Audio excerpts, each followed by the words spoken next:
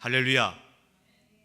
오늘 이 사도행전 10장 말씀은 예루살렘에 임했던 이 복음이 최초로 이방인에게, 모든 열방에게 나아가는 아주 중요하고 결정적인 사건을 다루는 말씀입니다. 이방인 고넬료가 사도의 대표인 베드로와 만나는 사건. 오늘 이 베드로와 이 고넬료 만남은 세계의 운명을 뒤바뀌는 만남이었습니다. 오늘 저와 여러분들이 일상생활 가운데 사람들을 만날 때 고넬료와 이 베드로를 통해서 여러분 아십니까? 세계의 운명이 뒤바뀌었습니다. 오늘 저는 여러분에게 이렇게 선포하고 있습니다. 오늘 여러분들이 만나는 사람들, 여러분들이 가까이 하는 그런 지인들을 만남이 그저 개인적인 사사로운 만남이 아니라 오늘 베드로처럼, 오늘 고넬료처럼 세계의 운명을 바꿔버리는, 한국의 운명, 미국의 운명, 민족과 열방, 온 세계 열방의 운명을 뒤바꾸는 그런 결정적인 만남 되어지기를 우리 예수님 이름으로 축원드립니다. 오순절날 성령이 예루살렘 다락방에 기도하고 있던 120명의 성도들에게 충만하게 임했습니다. 하나님은 이때부터 벌써 이 복음을 전 세계에 전하기 위하여 준비하셨던 것을 볼 수 있습니다. 오순절날 한 다락방에서 120명이 기도하고 있는 그 무렵, 하나님은 세계 곳곳에 있는 사람들을 예루살렘으로 직결시켰습니다. 그 얘기가 사도행전 2장 5절 이하에 나와 있습니다. 사도행전 2장 5절 이하에 보게 되면 그때에 경건한 유대인들이 천하 각국으로부터 와서 예루살렘에 머물러 있더니 각각 자기의 방언으로 제자들이 말하는 것을 듣고 소동하여 다 놀라 신기하게 여겨 이르되, 보라, 이 말하는 사람들이 다 갈릴리 사람이 아니냐? 우리가 우리 각 사람이 남곳 방언으로 듣게 되는 것이 어찌 됨이냐? 우리는 바데인과 메데인과 엘람인과 또 메소포타미아, 유대와 갑바도기아, 본도와 아시아, 부르기아와 밤빌리아, 애국과 및 구레네에 가까운 리비아 여러 지방에 사는 사람들과 로마로부터 온 나그네 곧 유대인과 유대계에 들어온 사람들과 그레데인과 아라비아인들이다. 사랑하는 성도 여러분, 오순절날 120명의 성도들에게 성령 충만한 그 무렵에 우리 하나님께서는 전 세계의 이방인과 민족과 열방에게 복음을 전하기 위해서 누구를 지금 집합시키고 있다고요? 온 세계 열방 사람들을 지금 집합시키고 있는 것을 우리는 기억하시기 바랍니다. 하나님의 하시는 일은 참 놀랐습니다.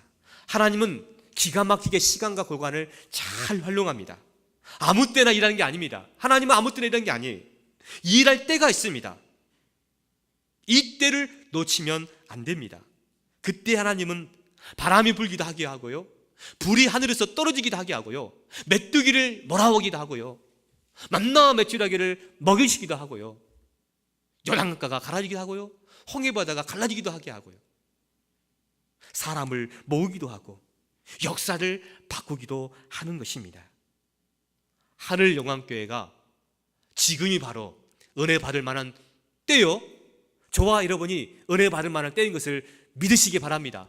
하늘영광교회에서 이 사역, 비록 연약하고 우리가 보기에는 초라할 것 같지만 하나님이 지금 일하시길 원하십니다. 이 말씀을 준비하면서 내 마음속에 목마름이 있었습니다. 갈급함이 있었습니다. 하나님, 때가 언제입니까? 언제입니까 하나님?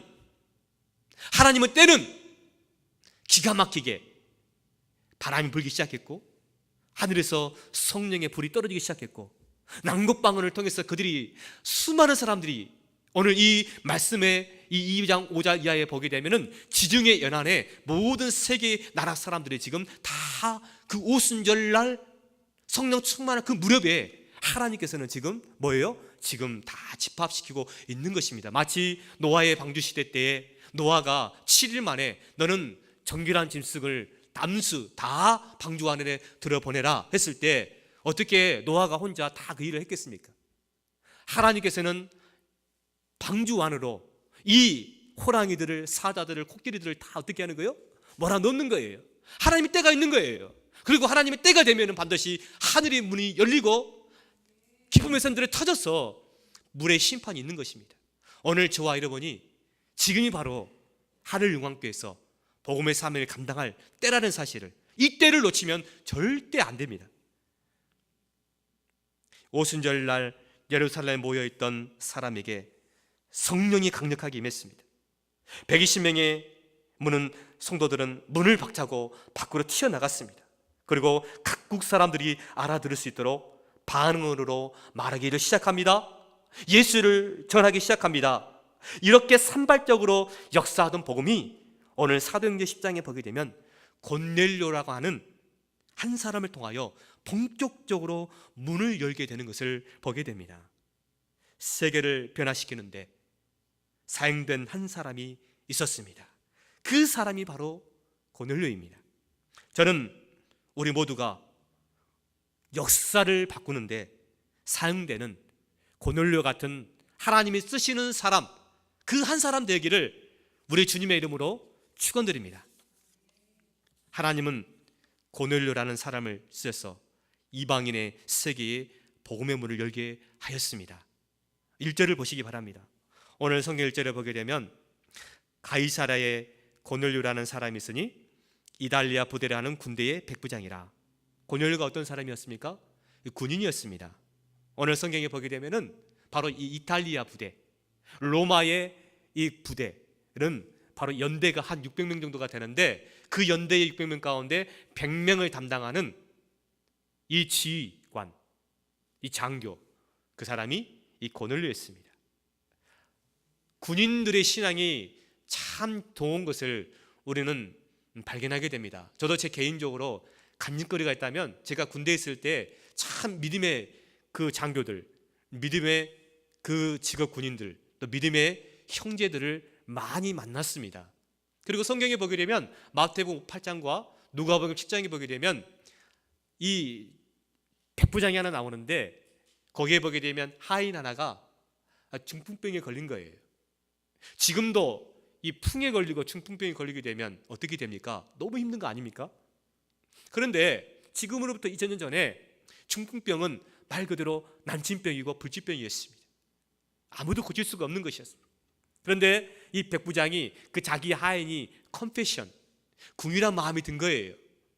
오늘 저와 여러분에게도 이 군인이었던 이 백부장, 하인을 사랑해서 그 하인을 고치고자 하는 그 궁일한 마음이 있었던 것처럼 오늘 저와 여러분이 만나는 모든 사람들에게 이 컴패션, 지난주에 우리가 하나님 말씀을 묵상했죠. 베드로와 요한이 안진뱅이를 주목하였다는 것은 그저 바라본 게 아니었다는 것입니다. 주님의 아가페의 사랑을 가지고 컴패션하는 마음을 가지고 그를 궁일히 여겼습니다.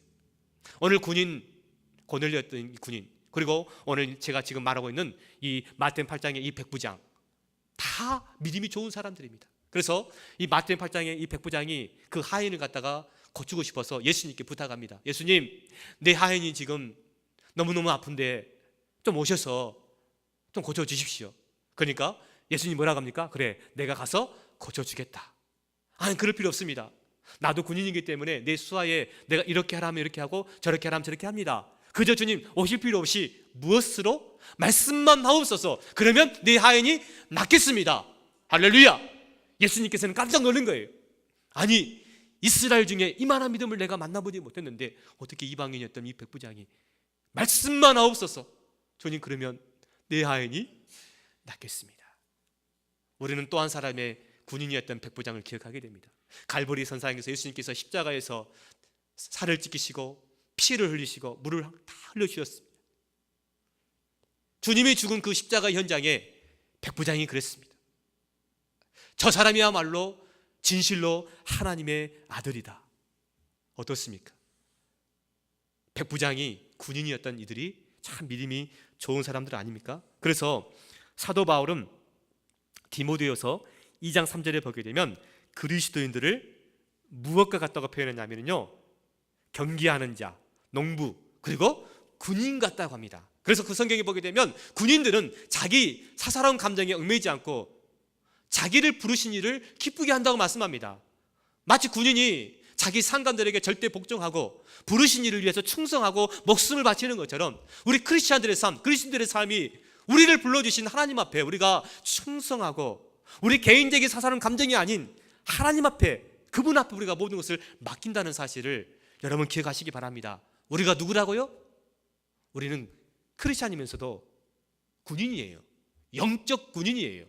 마귀를 깨부술 수 있는 영적 군인이에요. 군인은 어떻게 해야 된다고요? 자기의 사사는 감정이 없는 거예요. 하나님 명령 앞에 철저하게 순종하는 것. 그래서 사도 바울이 우리 크리스천들을 군인이라고 그렇게 비교한 것입니다. 그렇다면 고넬료는 어떠한 사람일까요? 첫 번째로 보게 되면 오늘 2절 말씀에 이렇게 시작하고 있습니다. 그가 경건하여 온 지방과 더불어 하나님을 경외했다는 것입니다. 사랑하는 성도 여러분, 능력이 신앙이 아닙니다. 기적이 신앙이 아니에요. 경건이 신앙입니다. 그래서 성경에는 경건에 이르기를 연습하라고 하는 것입니다. 고넬료는 개인적으로 오늘 성경에 경건이라고 합니다. 이 경건이라는 말은요, 그게 흔한 단어가 아닙니다. 고넬료는 경건한 사람이었습니다. 그리고 오늘 성경에 보게 되면 온 가족이 하나님을 경외했다고 합니다. 온 가족이 예수를 잘 믿었대요. 그의 아내도, 그의 자녀들도, 그의 하인들도, 그의 정졸, 쉽게 말하면 그의 부하들도 예수를 잘 믿고 온 가족이 하나님을 경외했다는 것입니다. 여러분, 이 말씀을 좀 더 깊이 들어가 볼까요? 여기에 남편들 있습니까? 사랑하는 남편들, 사랑하는 아내에게 여러분은 존경받고 사랑받고 인정받는 남편들입니까?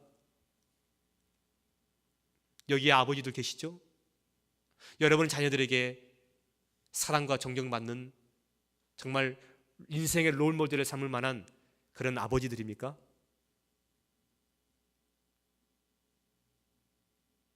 또한 여러분의 직장에서 여러분의 하인들에게, 여러분의 정졸들에게 여러분을 정말 사랑받고 존경받고 인정받는 사람입니까? 제가 어제 잠깐 인터넷 뉴스를 보면서 깜짝 놀란 게 있어요. 서울대의 어떤 교수가 이런 타이틀이 있더라고요. 일과 신앙을 두 마리 토끼를 잡은 서울대 교수. 그런데 반전이 일어났습니다. 이 서울대 교수가 그 여자 제자를 갖다가 성희롱하는데 엄청난 내용으로 성희롱하는 것을 보았습니다. 여러분, 세상 사람들은요, 서울대 교수래요. 우리나라 최고의 명문대 교수랍니다. 교회에서는요, 신앙에 좋은 크리스찬이래요. 그런데 속을 들여다보니까 그는 이중 인격자였습니다. 여러분 어떻습니까? 여러분 여기 아내들 계시죠? 여러분 아내들은 여러분 남편들에게 정말 사랑받는 아내입니까? 여러분 자녀들에게 사랑받는 어머니입니까? 여러분 정말 사랑받는 며느리입니까? 사랑받는 인간관계 가운데 존경받고 인정받는 그런 인간관계를 하고 있습니까? 오늘 이 고넬료는요, 개인적으로 경건할 뿐만 아니라 온 가족이, 여기서 온 가족이라는 것은 자기의 아내와 자녀들 뿐만 아니라 자기의 모든 하인들과 식솔들과 중졸들과 모든 부하들을 다 거느려서 말하는 것입니다. 그런데 그들이 모두가 다 오늘 7절 말씀에도 보게 되면요, 이런 말씀이 있어요. 참 놀라운 말씀입니다. 마침 말하던 전사가 떠나매 고넬료가 집안 하인 둘과 부하 가운데 경건한 사람 하나를 불러. 여러분 주인이 경건하니까, 고넬료가 경건하니까, 아니 하인들도 정졸들도 부하들도 다 경건하대요. 아버지가 경건하니까 온 집안 식구들이 경건하대요. 어머니가 경건하니까 온 집안 식구들이 경건하대요. 사장님이 경건하니까 온 부하 직원들이 경건하대요. 대통령이 경건하니까 온 백성들이 경건하대요. 경건이 능력입니다. 경건이 신앙입니다. 고넬료는 경건한 사람이었습니다. 고넬료는 온 가족이 다 하나님을 경외했던 사람이었습니다. 모든 사람에게 사랑과 존경과 인정받았던 사람 고넬료, 얼마나 멋집니까? 얼마나 닮고 싶습니까? 우리 모두가 이 고넬료처럼 개인적으로 하나님 앞에 경건하고 온 집안과 온 세상 사람들로부터 사랑과 인정과 존경을 받는 그런 저와 여러분들 되어지기를 바랍니다. 두 번째 보게 되면 오늘 이 고넬료는 어떠한 사람이냐면요, 백성을 많이 구제했다 합니다. 여러분 안에 구제가 있습니까?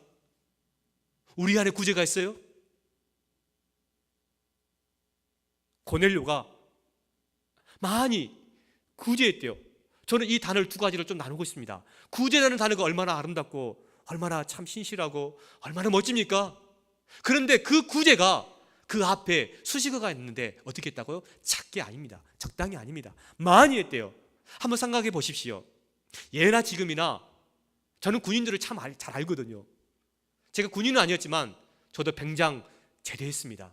그렇기 때문에 이 군인 세계에 대해서 잘 알거든요. 그런데 군인들은요, 사실은 녹봉, 나라에서 받는 월급이 그렇게 많지는 않아요. 그러죠?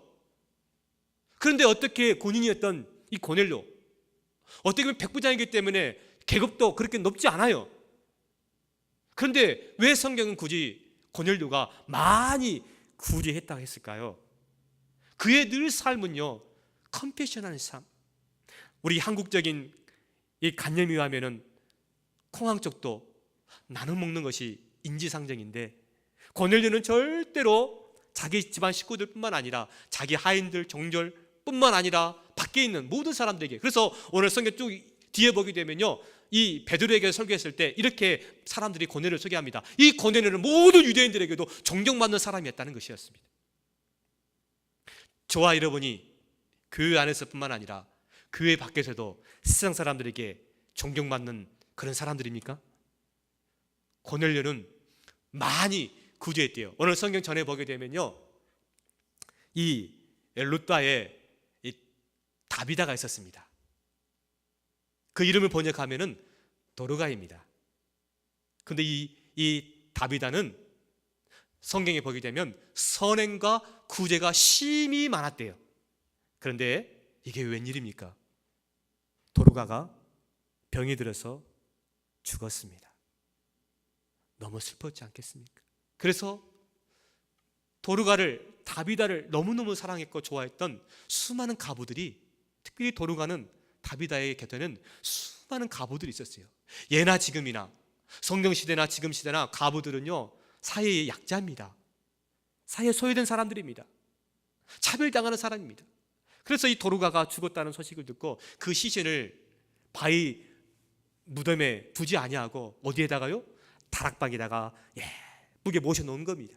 왜냐하면 너무너무 슬펐기 때문에. 그래서 베드로를 청합니다. 그리고 베드로가 이 다비다를 향해서 이렇게 해서 말합니다. 다비다야, 일어나라.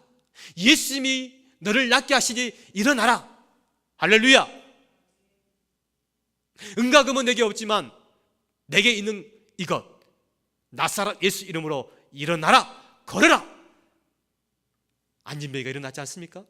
죽은 다비다에게, 죽은 도르가에게 예수 그리스도의 이름으로 일어나라고 하니까 베드로를 통해서 슬픔에 잠겨있던 이 도르가를 이렇게 세우는 것을 보게 됩니다. 그런데 왜 하나님께서 이 도르가와 이 다비다를 기억했을까요? 성경에 오늘 3절 4절에 보게 되면요, 이 고넬료가 기도하고 구제했던 것이 하나님께 기억하신 바가 되고 하나님께 상달이 되었다는 것입니다. 오늘 다비다가 수많은 가부들에게 겉옷을 입히고 속옷을 입혔습니다. 그래서 오늘 그 성경에 보게 되면 도르가 주위에 보게 되면 도르가 옆에 어떤 사람이 있었냐면요, 겉옷을 가지고 와요, 속옷을 가지고 와요. 도르가 평생 동안에 사람들을 선행하고 구제했거든요. 그랬더니 하나님께서는 그 도르가의 구제, 도르가의 그 선행을 어떻게 했다고요? 기억하셨다는 것입니다. 저는 여러분에게 묻고 싶습니다. 아니, 내 자신에게 묻고 싶어요. 내 안에 선행이 있는가? 내 안에 구제가 있는가? 아니, 하나님이 기억할 만한 그 비장의 무기, 그게 나에게 있는가? 오늘 고넬료도 다비다도 이방인이었고 가부였지만 그들에게는 비장의 카드가 하나 있었습니다. 그게 뭐예요? 하나님이 꼼짝 못하는 것, 선행과 구제가 심히 많았다. 유학생활, 이민자의 삶, 한 달 한 달 늘 페이먼 내는 인생입니다.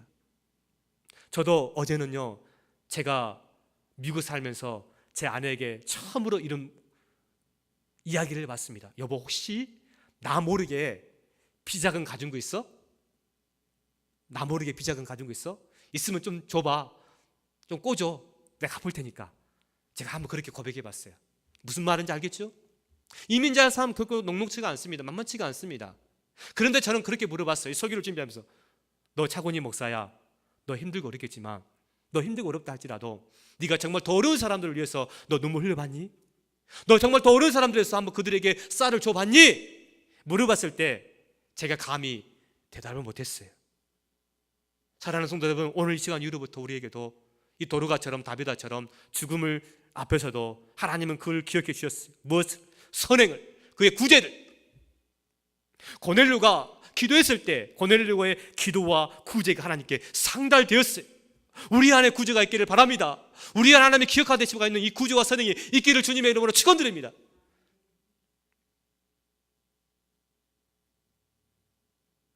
구제, 선행, 우리에게 반드시 있어야 됩니다. 세 번째로, 이 고넬료는 오늘 성경에 보게 되면 항상 기도했다는 것입니다. 이 말씀도 두 파트로 나누게 되면 기도했대요. 여러분, 기도라는 것은요, 하나님 무엇인가를 주십시오 라는 것은 일부분입니다. 기도는 하나님과의 늘 호흡입니다. 하나님과의 늘 대화입니다. 저도 요새 제가 참 아빠지만 우리 자녀들에게 참 미안한 게 한 가지 있어요. 제가 성격상 우리 자녀들에게 막 사랑스럽게 얘들아 어떻게 지냈니? 어떻게 일주일 동안 힘들었니? 이걸 잘 못해요. 그래도 제 아내가 잘 저를 이렇게 조언을 해줘요. 여보, 그래도 좀 해봐. 그러면 그때는 좀 마음이 그렇지만 듣고 나면은 내가 이 아이들을 정말 더 사랑해야 되는데, 더 챙겨줘야 되는데, 그런 마음이 듭니다. 마치 우리 아이들과 대화하는 것이 기도예요. 사실은요, 기도를 너무 어렵게 생각하지 마세요. 자녀들과 사랑의 대화를 하는 것이 그게 기도예요. 하나님께서 오늘 우리에게 이렇게 말합니다. 차목사, 아무개 성도, 아무개 장로님, 아무개 권사, 힘들지? 피곤하지? 어렵지? 그래도 힘내. 좋아질 거야. 괜찮아질 거야. 아멘? 이게 대화인 것입니다. 그런데 이 고넬료가 기도했대요. 언제? 항상 기뻐하라. 쉬지 말고 기도하라. 사무엘 제사장은 나라와 민족을 위해서 기도 쉬는 죄를 범죄치 않겠다라고 합니다. 우리 예수님도 새벽 미명에 기도했어요. 우리 예수님도 제자들을 뽑을 때에도 철회하면서 기도했습니다. 우리 예수님의 늘 삶은 한적한 곳에 가서 그저 잠을 자는 것이 아니라 한적한 곳에서 하나님께 기도했어요. 때로는 겟세마네 동산에서 땀방울이 핏방울 되도록 기도했습니다. 간절한 마음으로 기도했습니다. 오늘 고넬료가 시간을 정해놓고 항상 기도했다는 것입니다. 사랑하는 성도 여러분, 여러분은 기도 시간이 있습니까? 항상 기도하고 있습니까? 오늘 우리는 지난주에 우리가 말씀 묵상했던 것처럼 베드로와 요한처럼 시간을 정해놓고 기도하다가 안진뱅이를 만나게 하셨고, 기도하는 중에 그를 일으켜 세운 줄 믿으시기 바랍니다. 우연이 아니에요. 오늘 고넬료도 기가 막힌 것은 그가 환상을 보게 됩니다. 그런데 그 환상이 기도하는 중에 왔다는 것이에요. 여러분, 환상을 이상한 것으로 착각하지 마십시오.